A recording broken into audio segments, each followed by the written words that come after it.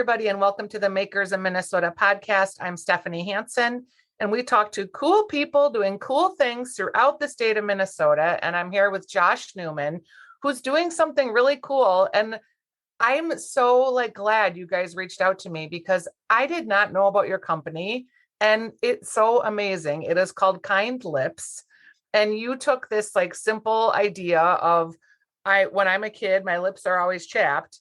And you formulated your own organic lip gloss, lip chapstick. We won't call it chapstick because that's a brand name. That's like calling it Coca-Cola. But you formulated your own kind, and you've done so much with the give back model. I'm really excited to have you on the program. Thanks for being here. Thank you for having me. Tell me about, my niece is 11 years old and her lips are perpetually chapped. Do we know why some people have chapped lips more than others? A lot of it, I think, comes down to hydration. So drinking enough water, I think really, really helps. And then there's a lot of lip balms out there that claim to help your lips. And that was part of my story that, there's little alcohols and different ingredients in there that you don't know about that are actually dry out your lips. So that it makes you use a product more. So I remember someone being addicted to Carmex in junior high. Yeah. And it's so funny because I never, when I grew up, I never thought, I'm going to sell lip balm, start a lip balm company. That wasn't on my list. But learning about just the different products, not only in the lip industry, but also in the beauty industry. And I'm probably the last person that, should be doing anything with the beauty industry, or, usually it's somebody that's using the beauty products, and so I've been learning about this, and it's an interesting world to get into. And it's fun there's a lot of opportunity to create some positive change in that. Well, and we've evolved a lot from putting Vaseline on our lips, which is petroleum oil, which we've all used. There's a lot of people that still use petroleum-based products. And I guess I've read a lot of different studies that say once you digest that, or if you put it on your lips, you're going to eat some of it, and Sure. It doesn't ever really leave your stomach. So, so FYI to people that are still using petroleum products, and maybe stop. Yeah, that's so gross to even think about it. And so gross to think that we put that on our lips. I don't know. Gross. Yeah. So you started this lip balm company, and I imagine because we started moving then into colored lip balms, that's where you found yourself sort of sliding into the beauty side of things. Can you just give me your story in a nutshell of how this came to be? Yeah. Well, I went to school to be a special education teacher. And so I learned a lot about behavior management, behavior modification tools just to manage the classroom. With student teaching, said, nope, not for me. I don't want to be stuck in the school any longer. So I bounced around for 6 or 7 years, didn't know what I wanted to do, ended up getting into real estate and fell in love with real estate, and would have people in my car and would get to know them and build relationships, and truly thought that I was having an impact. And I woke up and I worked hard, it was 7 days a week, and I became a top 10 realtor in Minneapolis, and it was really fun. And then it was up after about year 8 of that, I woke up and I'm like, I don't love this anymore. And it was, from a worldly perspective, it was really unfortunate for me because I was making a lot more money than I ever thought I would make, and actually had a lot of time at that point, had staff working for me. And so I remember sitting at home and I wasn't happy. And growing up without money, and then getting to a place where I had more money than I needed. And I realized money didn't really bring me happiness. And I was like, what do I want to do with my life? And it wasn't, and I knew that I had to start a business, and wasn't going to ever have a 9-to-5. So sitting on a couch one night in my condo and was thinking about, all right, what business can I start? What do I love? What do I enjoy? And nothing was coming to mind. And I looked down at my hand and I had a tube of lip balm in my hand and I was twirling it. And I said, well, I've always liked lip balm, and I've never found one that I think actually works that well. So this can't be rocket science to make a lip balm that works. And so that's kind of how the idea of starting a lip balm company came about. I went through this, this is a 5-minute process where I thought about some different things that I'd learned about or been reading about from a self-development standpoint, said, okay, I'm going to start this lip balm that's going to be prayed over, blessed, and I'm going to market it more towards a spiritual side of yogis, Christians, kind of that, thinking like that's a market that nobody really plays around in lip balm. And my mom happened to call me soon after, and I told her the idea, and she was like, "Oh, you'll be good at whatever you got to do. I got to go." And it was that quick, and I was like, "Man, that didn't really seem that encouraging." And so I went about my night and went to bed. And the next morning, I woke up right at 6 a.m. I'll never forget it. It was 6 a.m. exactly, and my phone was ringing, and it was my mom calling, and I assumed something horrible was Sure. happening. And so I answered the phone. I'm like, "Are you okay?" And she's like, "Yeah." She's like, "I've been up since 3 a.m. I couldn't sleep." And she said, "I had the most vivid dream I've ever had in my entire life." And if you knew my mom, that's significant, because probably like a Right. lot of moms, she dreams. And so she's like, "I had a dream that you were young, and she's like, you're 5 or 6, and I have a sister that's 2 years older than me. And she said, you and Aubrey got in a really massive fight, and you said a lot of really mean things to her." And I'm like, "Yeah, probably close to being real and true. So nothing new here." And she said, "For your punishment," she made me sit down. Like I sat down at like a school desk, and in this dream, she's standing over my shoulder. And for punishment, I had to write "the law of kindness is on my lips." And I had to write that sentence 50 times. And as she's standing over my shoulder and I'm writing these sentences, every time I wrote the words "kind" and "lips," they flew off the page and hit her in the face. And she's recanting this dream to me, and I started getting chills. And she's like, "I think if you're going to start a lip balm company," that was the first instance where I knew where she was going with this. "If you're going to start a lip balm company, I think you're supposed to call it Kind Lips, and not, I was going to call it Blessed Lips." And I knew in that moment, I'm like, this is what I'm supposed to do with this next season of life. And so I'm like, "You're the best mom ever. Totally redeemed yourself." Got off the phone and bought the website within like 10 minutes. And then I'm like, all right, crap, now I got to figure out how to make lip balm. So that was the next step. So learned how to make lip balm on my stove at home, and researched all the ingredients, and really wanted it to be something that I would use. And I do have, unfortunately for my bank account, I value really nice things. And so when it comes to using any products or food, and I try and shop organic. And so I wanted to make sure it was something that I would want to use. And so, yeah, started learning how to make lip balm on my stove at home until I got a formula that I thought was really good. So you decide that you're going to leave your lucrative real estate life. Did you decide, you're at the stove, you're making lip balm, you've got the formulation, like, do you remember thinking like how much money you needed to put into it to start it, and when you could leave your business to do that? And tell me about that transition. Great question. I'm not smart enough to think through that much. So I knew that I needed to start saving. So from the time that I started Kind Lips to the time that I went full time into Kind Lips and walked away from real estate was about 2 years. So for the next 2 years, I was definitely tightened up my spending and was saving as much as I could, knowing that I didn't want to take on investors. I didn't want to take on any money from family. Because I didn't want to be beholden to anybody. Yeah. And I knew that I had created a lifestyle where I wanted to continue to travel a little bit and still shop organic and do some of that stuff. So it took about 2 years of really diligently saving from real estate before I could walk away and go full time into Kind Lips. And I'll just ask kind of a general question, was your nest egg when you left more than 20,000 or less? Way more. Okay. And so you put the nest egg aside, and this is how you're going to start this company. My next question is, whatever the amount was it enough? I'm still putting money into Kind Lips. Yeah, that's, I So guess, where I was headed. it's definitely, we the first few years there's been a lot of learning experiences, from ordering packaging to just hiring different marketing firms or PR firms and going through that whole process and thinking like, so when I first left I real estate to go full time into Kind Lips, I'd gone and somebody set up a coffee meeting for me to meet with Regis Corp. And I was like, yeah, I'll go meet with Regis Corp. Yeah. That sounds great.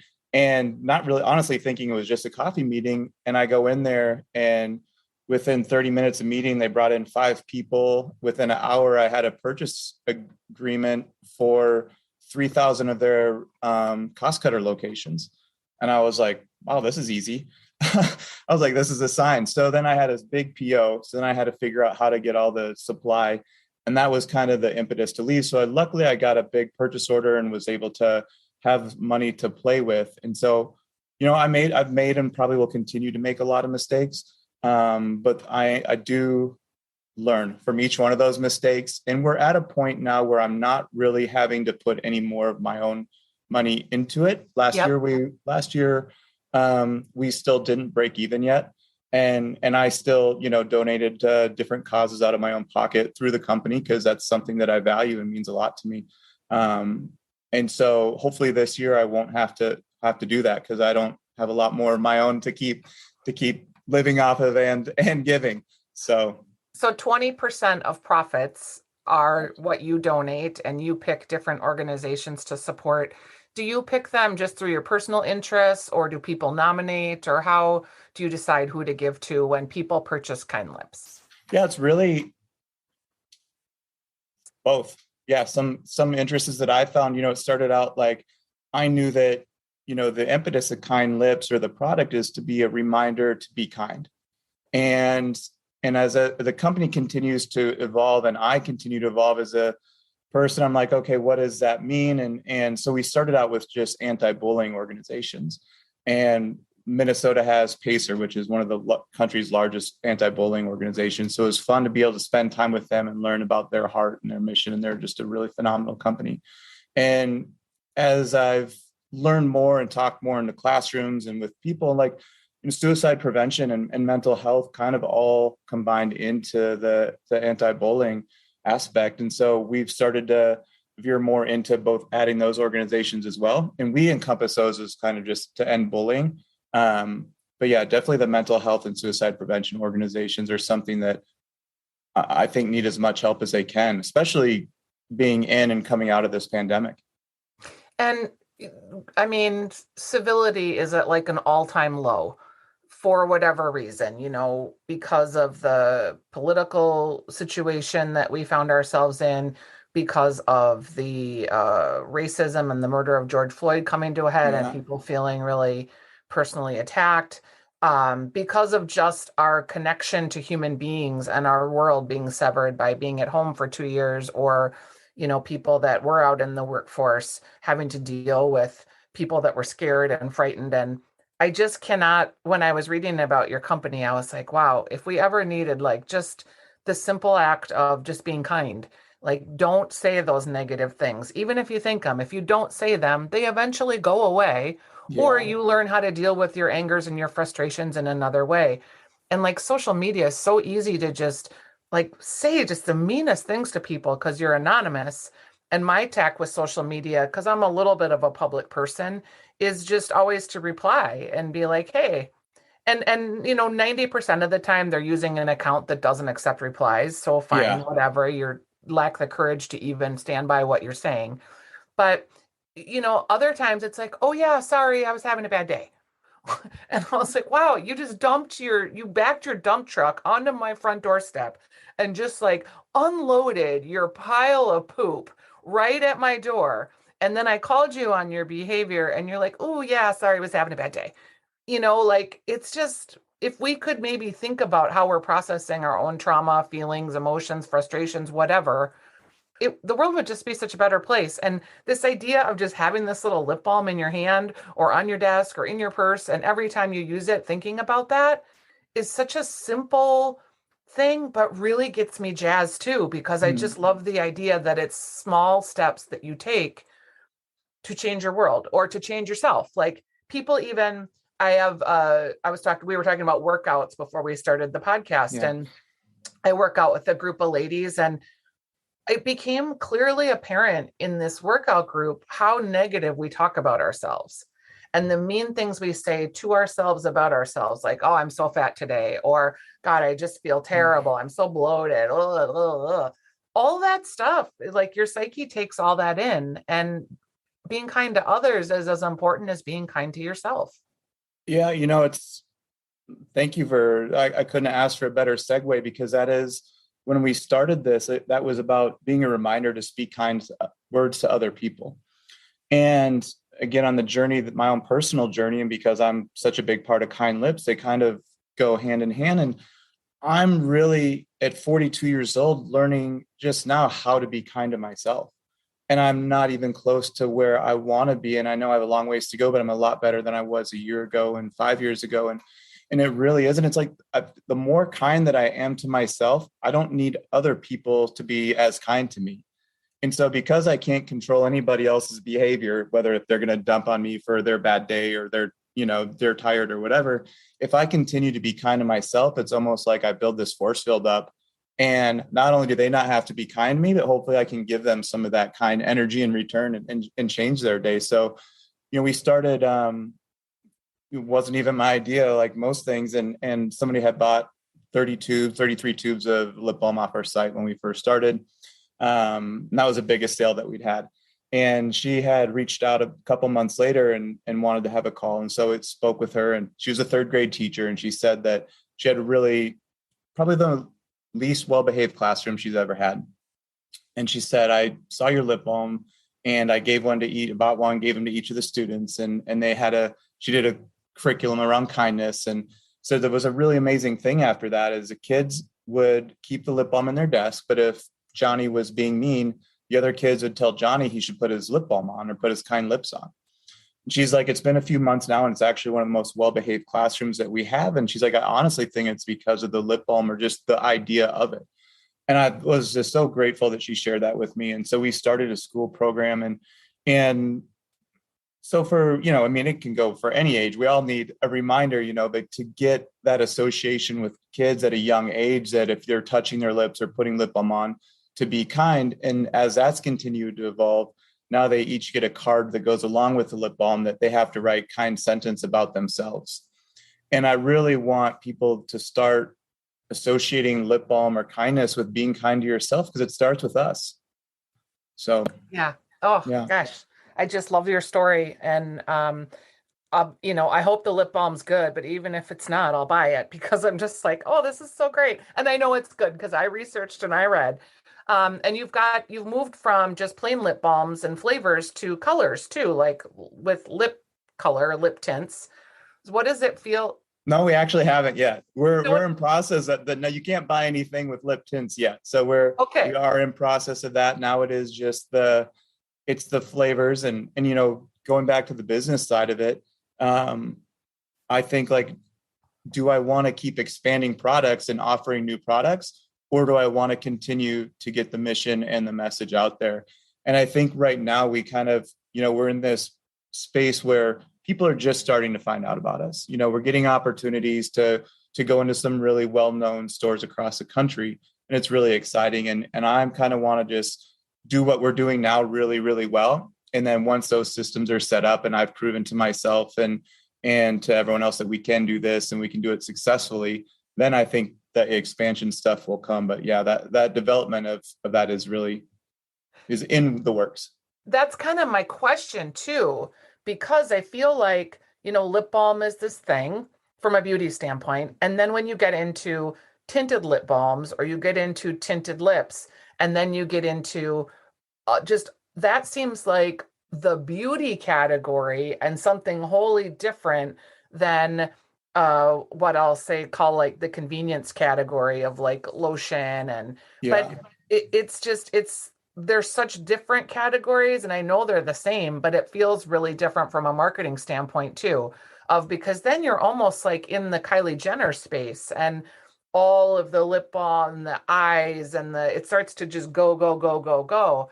And it is interesting whether that will be the turn that you take or whether, and I mean, we kind of saw that with Burt's Bees, right? Yeah. Like for the longest time, it was just the very kind of basic 4B products.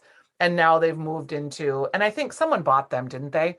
Yeah, Clorox owns Burt's Bees. And I think that's when it really took that shift. And I thought about it when when my mom had that dream, and I was so impacted, and I still am by that. I get chills every time I tell that story. And I thought of like, I'm pigeonholing the brand by calling it Kind Lips.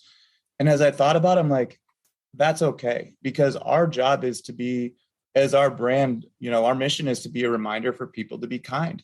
And so our product is about lips. And so I don't really care at this point to have Kind Lips shampoo or Kind Lips, face lotion. That is not our mission. That's not our thing. And, if eventually at some point 20 years from now, that stuff happens like in a different kindness shampoo brand or something. But Kind Lips really is about lip balm and associating kindness with your words and your actions. And so I really feel confident that, for the next 5 years, for sure, there's nothing going to be coming out unless it has to do with your lips. So Yeah, I love it. Well, where can we purchase Kind Lips products now? I know you've got online at kindlips.com, Amazon. Are there local stores in the Twin Cities that we can direct people to? yeah, I'm Martin Patrick's and Patina's and all. I think a lot of the local boutiques and have it. Cub Foods has it, and soon to be Whole Foods will be having Nice. it here. So yeah, so I think there's going to be a lot of, and we're open if anybody that listens to this has suggestions or thoughts. Like, there's a lot of places that we don't even know where we should be, and so it's really I love getting feedback from the consumer and saying, hey, would you try and get it in here, because we need that help too. So Yeah, I can think of a place that would be a good fit maybe, and that's Face Foundry. yeah, we Um, actually have done some giveaways with Face Foundry, and Michelle, who started that, she's awesome, and that's a really wonderful company. yeah, I So really like her a lot too. And she's just, it seems like her personal spirit would align with your mission. So that's my yeah, recommendation. So for whatever it's worth, Josh, it's really been great talking to you. Thanks for coming on the program and good luck with Kind Lips. Bye thanks, bye. Stephanie.